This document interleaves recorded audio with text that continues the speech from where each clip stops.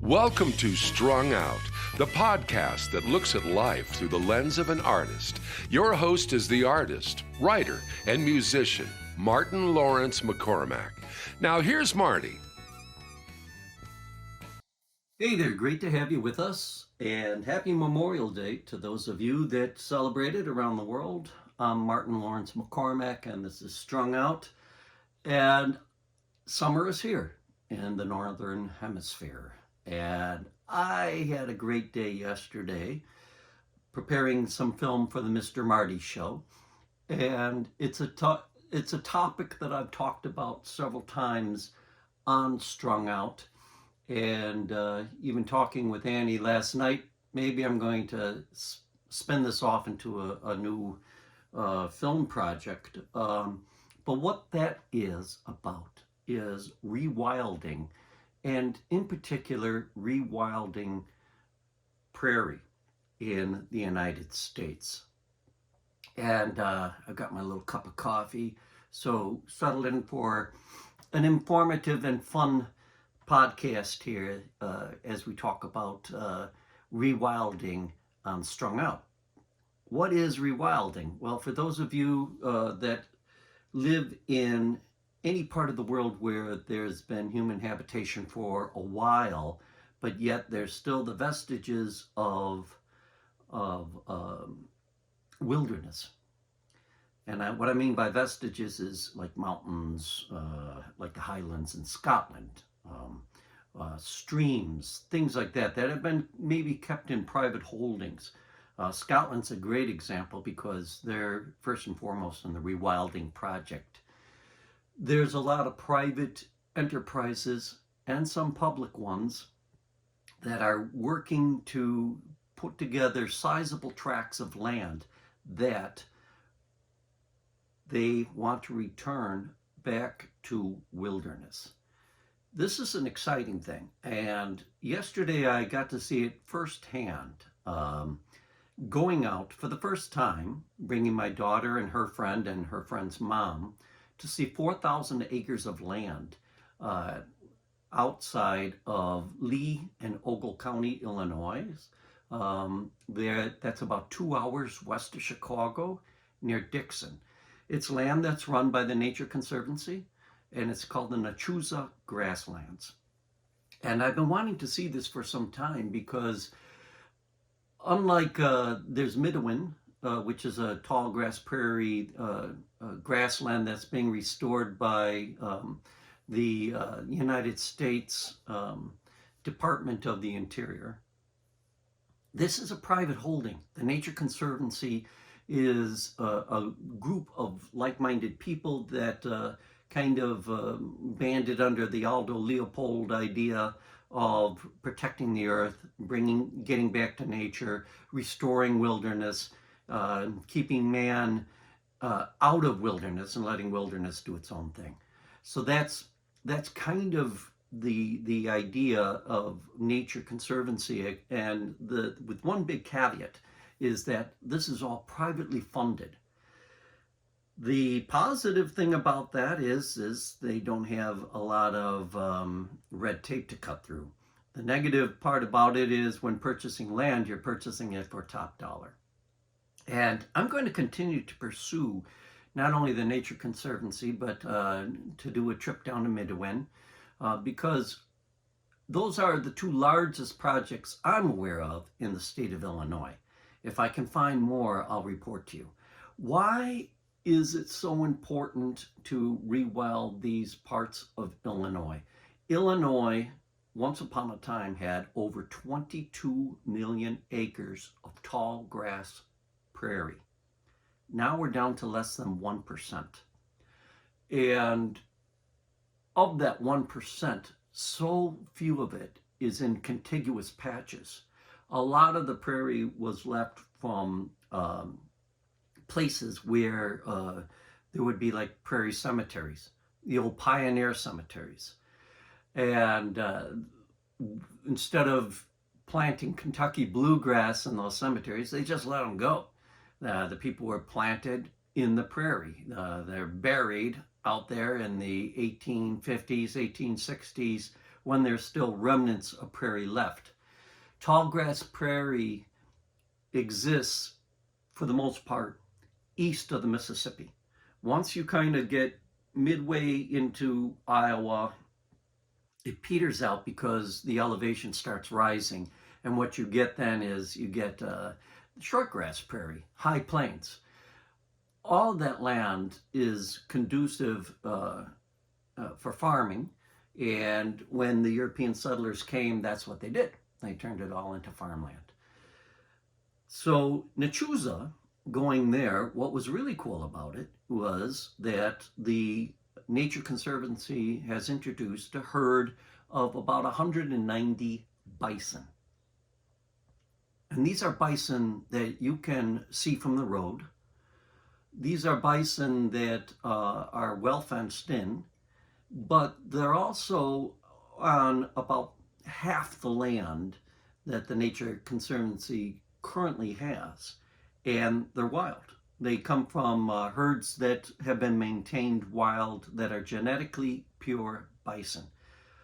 Genetically pure bison means that there are no cow genomes in the DNA. For a little while in the late 1890s, there was an attempt by ranchers to infuse cattle with bison DNA and vice versa. Bison are much better at adapting to the northern climes than European cattle. They can stop giving birth during a blizzard, for example, and they can delay that until better weather. A lot of things, hardier, able to eat better, able to forage better. So there was a pollution of some sort with the genomes of these bison, and there's been a lot of effort to bring it back. From time to time, you see articles that crop up about this, and I'm going to put on my reading glasses and just read a little bit to you about an article that came from Outdoor Life. And this article, you probably can Google it. It's under the title, "After More Than a Century of Conservation Efforts, Why Can't We Recover America's Buffalo?" Well, that's a supposition that the bison have not been recovered. So you have to ask yourself what recovery means. And again, looking at a small parcel of land, of which 4,000 acres really is in the state of Illinois. Remember, 22 million acres of Illinois was tallgrass prairie, and in just a tiny corner of Ogle and Lee County, there's 4,000 acres. It's not a lot. And you're going to need a lot more than that to, as this article wants to do, bring back bison to a sustainable level as a wild species. So let's talk for a little bit before I go off on too many tangents. Let me just read a little bit from this article so we can talk about it. Part of this article just talks about back in the olden days, Hornaday, who was with the Smithsonian, was trying to preserve the last great specimen of the buffalo. It must have been crazy to see in less than 20 years all this bison be wiped out by anybody that was scientifically inclined. It must have been horrible. But that's what happened, is that they wiped out the bison down. And so that's, Hornaday's expedition went out to Montana, and I think now you can see at the Lewis and Clark Museum, I want to say, in Montana, his specimens from the Smithsonian. They were there, and he shot a bull, a cow, and a calf. And they were the last. He preserved them just so people in the future could see them. All this is covered also in the American Buffalo. Ken Burns. He does a great documentary about that. But let's talk about what's going on here. Okay, so this is what they say. Our failure to recover bison is never as obvious as when we reflect on our successes. The wildlife conservation community recovered white-tailed deer and pronghorn antelope, wild turkeys, and American elk, not to mention smallmouth bass and sandhill cranes. We not only didn't let Canada geese go extinct, but we preserved wetlands for them. If you need evidence of the success of professional wildlife management, consider that most of the world's bird species are in steep decline. The notable exception? North American waterfowl and wetland birds that have abundant habitat and advocates thanks to investments by hunters and wildlife agencies. Why don't we talk about bison in the same self-congratulating terms? Well, NACHUSA Prairie is a good example. NACHUSA Grasslands is a good example of why you can't, because a large species like bison, a free roaming species, needs a lot of land. And in order for that to happen in Illinois, you would have to purchase and expand the range of the bison range, rewild a large portion, and we're talking, not thousands of acres, but millions of acres of land. Is it possible? Yeah, it would be possible. Is it exciting? Hell yeah. I wish we could do it, and for the future of our future generations. And the reasons why became evident to me when I visited NACHUSA Grasslands, a rewilded place. And I'm going to continue with that after this break on a Memorial Day issue of Strung Out. Hello, this is Polly Chase, presenting artwork by Martin McCormack. This painting, titled Dude, features a mountain range that holds a special place in Marty's heart. On the canvas, which measures 20 by 24, we see the Tetons rising in the hazy distance of a view from an abandoned dude ranch just outside Jackson Hole, Wyoming, near Marty's parents' old place. The cool blues and violets of the background complement the buttery yellow foreground. These colors pass the viewer's attention back and forth along the horizontal plane, while the decaying Model T sinks into that scrubby landscape from which the majestic peaks punch upward along the vertical plane. It's a quiet yet very moving scene, both artistically and emotionally. It pulls the imagination into a human story waiting to be told, one witnessed by rock that is millions of years old. To explore this painting and more of Marty's artwork, go to martinmccormack.com.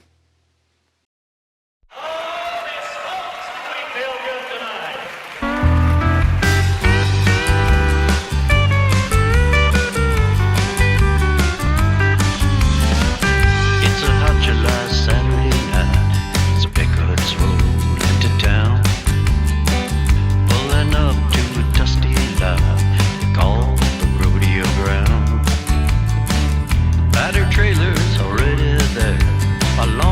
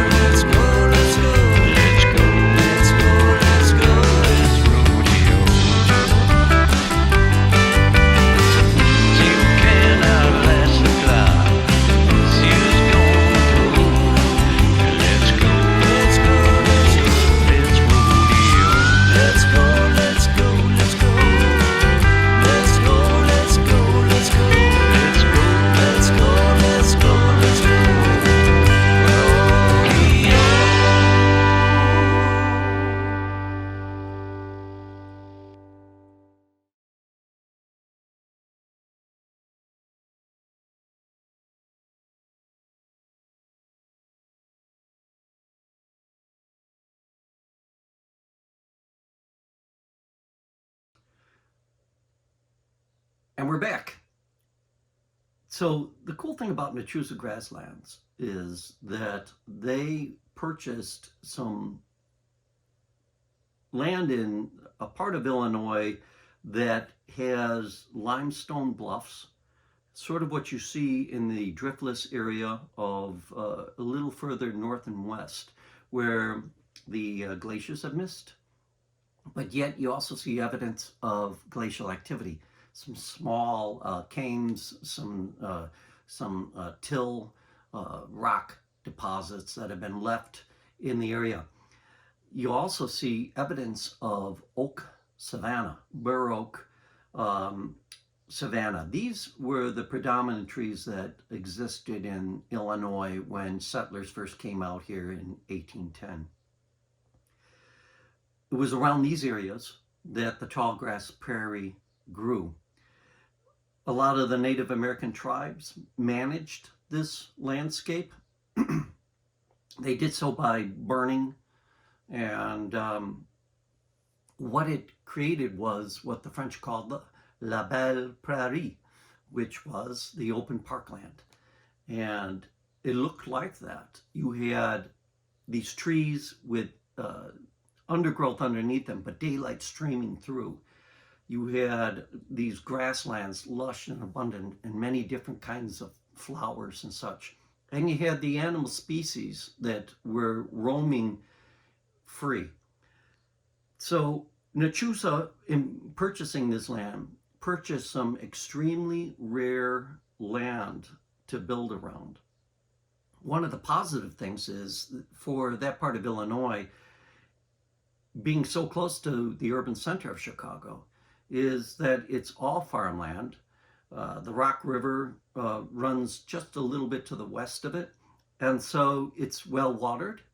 It also has not been overdeveloped. You go about an hour east and you're starting to hit Aurora, you're starting to hit the town of Rochelle would probably be your first example of where industry has sunk its claws into that area. You know, the interstates bisect there as well as a railway. So there's a little bit of hope that maybe NACHUSA could expand its grasslands. That takes the collective will of those people that a huge entity like this is purchasing around. Will we see that sort of thing happen? I highly doubt it, as much as I would love to see it. It's going to take somebody that has a lot of money to make it happen. You're also going to have to displace farms, towns, things like that. And Illinois is a very lush state, very fertile, very good for farming. So it would take an amazing incentive to get it to move, to revert. But here's the cool thing about it is right now, when you walk around NACHUSA, you look over at the private holdings, and finally you can see on those private holdings what they looked like when they were wild, because you're walking in those areas that are wild. And that's very exciting. Right across the street from the visitor center, there's a farmer that has a herd of Angus cattle. And when you look at that farm, you realize it wouldn't take a lot to restore this back to its natural state, and that the settlement of this area was not so damaging and dramatic to the fact that the landscape, unlike Rochelle, unlike going in east toward Chicago, it's been altered forever. So the manpower, the effort to revert it back is there. And it's not going to take a lot of manpower. So the choice there then lies upon the collective will of people that have farmland that want to see something beautiful happen with it for future generations, and the purchasing power of a private organization like NACHUSA Grasslands. My hope is that they can do it.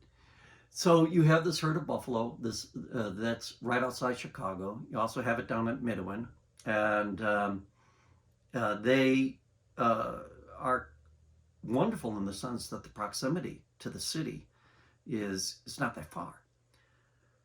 You also have then this opportunity for the state of Illinois, if they were able to put together enough land for NACHUSA, you could have the makings of the first bona fide tallgrass prairie national park.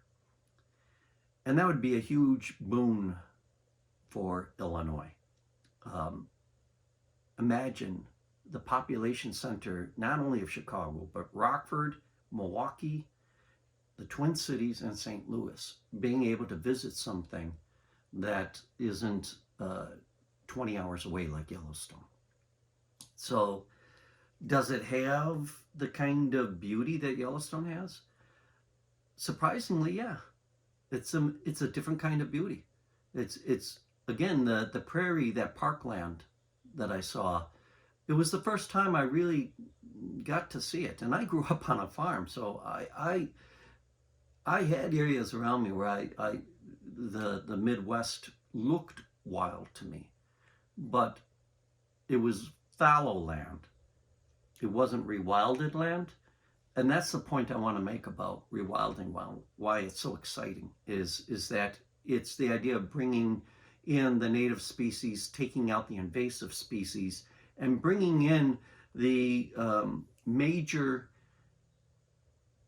animal element that made the whole prairies work, and that is the bison, and a genetically pure bison at that. So if we can't do it in Illinois, where can we do it? And after this short little break, I'll tell you about where it's being done and why, if you have some money to spare, you should send some money to this organization as well. And you are watching and listening to Strung Out. Hello, Polly Chase presenting artwork by Martin McCormack. There are many reasons to buy art. You might choose a piece for financial investment or to put the finishing touch on interior decoration. You could buy work because it speaks to you or you are a friend of the artist. And then there is art that you buy for the sheer fun of it. These pop art portraits in the Man and Dog series definitely fall into the fun category. Each acrylic on canvas measures 12 by 9. They can be purchased individually or as a complete set of 4. They are a playful testament to a companionship that stands the test of time and a vast wardrobe. Check out this painting and more of Marty's artwork on martinmccormack.com. You can also email me with your interests at martyfineart@gmail.com. All right, and we're back. I want to read to you a little bit about an area where we might be able to pull this off on such a scale that we could have the American version of the Serengeti.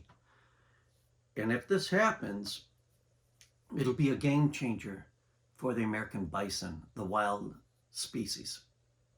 Right now, the largest bit of land that we have for the bison would be like Yellowstone National Park. That's a very big area. It's like the size of Rhode Island, okay? But there is an attempt in Montana to put together federal, tribal, and private land into a preserve of about 5 million square acres, I believe it is. And that would be 5,000 square miles. Let me get that right. 5,000 square mile land base with 1.1 million acres federal Charles M. Russell National Wildlife Refuge at its center. So if you get on the map and you can look up the Charles M. Russell Wildlife Center, it's not too far from the Fort Peck Reservoir and Great Falls, Montana. If you're out in that part of Montana, eastern Montana, that's again kind of the high plains. It's a different kind of prairie um, from the tall grass that we have here in the Midwest. But it is rural enough that people, if the land was purchased and this was put together, we would have something the size of the state of Connecticut. That landmass would be large enough to maintain a roving herd of bison at the size of a pre-European intrusion, if you will. It also would be able to bring in other predators, the grizzly, the wolf, bring in other species of animals like the elk and the pronghorn antelope in open areas that, again, would not be intruded upon by mankind. We would relinquish these lands to rewild them. It's very exciting. It's called the American Prairie Preserve. And I just want to read a little bit from here. Allison Fox is the CEO of American Prairie.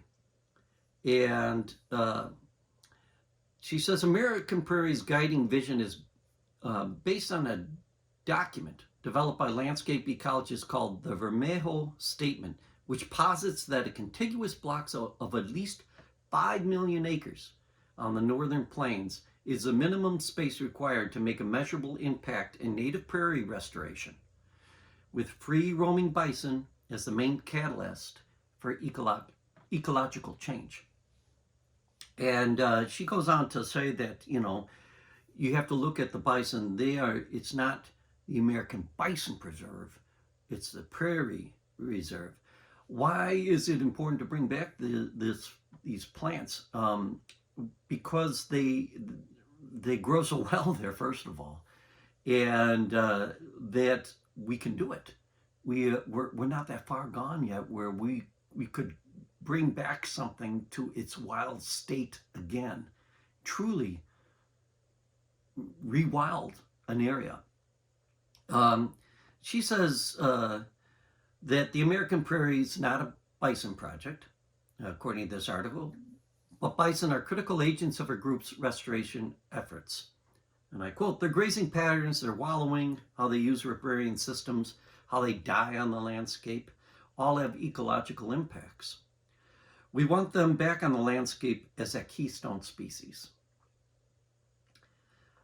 Ultimately, to bring back all the native plants and to restore not only the native plants, but to restore the animals and bring back this area of the Great Plains to pre-colonization standards.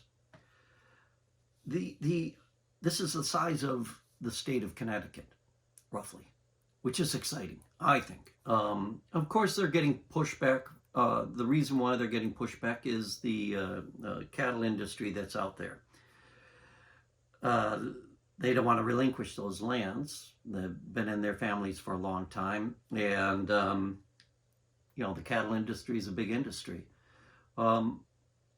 So what you have to understand is that what it's going to take is money and willpower and goodwill as well to convince some of these long-term, long-range cattle families that they should give up their land in order to bring something bigger and better to future generations, because we can. And maybe the children and the grandchildren of this area, can also participate in this project, but from an ecotourism standpoint. They might not necessarily have to stop living on their land, but what they could do is just change the nature of their business. And I wouldn't be surprised if the American Prairie Reserve is trying that tact with some of these families, getting them to think on the idea of ecotourism, getting them to think on the idea of ranching not from the standpoint of their own private herd, but maybe a major bison herd. Who knows? That remains to be seen. A little more exploration on my part to find out, and I hope someday I can talk to one of the trustees with the American Prairie Reserve to talk about it. But for us in the Midwest, again, in Illinois specifically, in this part of the Midwest, which is true tallgrass prairie habitat, we have NACHUSA grasslands, and we have the restoration efforts at Midwin, which are on the land of the former Joliet Arsenal. They're pretty far apart, but wouldn't it be wonderful if somehow we in the state of Illinois, maybe we couldn't get together 5 million acres of land, but we certainly could get together 1 million acres. We could maybe get even 2 million acres of land together and create a mini biosphere of tallgrass prairie as a national park, wilded back to the state before European colonization of Illinois, restoring not only water quality, but land quality, wildflowers, bring in the keystone species, the bison, bring in the keystone species, the elk, and all the animals that were here, and maintain it as a national park that would be for the benefit and the enjoyment of all. It would change this area radically and for the better, I think. So that's why I'm excited about rewilding, and that's why from time to time I talk about it. I encourage you to support the Nature Conservancy. At some point I will talk to somebody from NACHUSA and interview them and get a little more of an understanding of what's going on there. So I'll be reporting back on it. But I just wanted to share what I did on my weekend for Memorial Day. And let's not forget the people that sacrificed and gave their lives in order for us to pursue such pleasures as me walking along the tall grass prairie at NACHUSA grasslands. I really had a great time, and I highly recommend that you go and do it. So that's it for now, and I hope to get back with some more interviews with artists, and also I'm going to be talking about the upcoming album Red or Blue, starting to present that in a little more depth as we go along. So until next week, have a great week, and bye-bye. Thank you for listening. For more information about this show or a transcript, visit martinmccormack.com. While there, sign up for our newsletter. See you next time on Strung Out.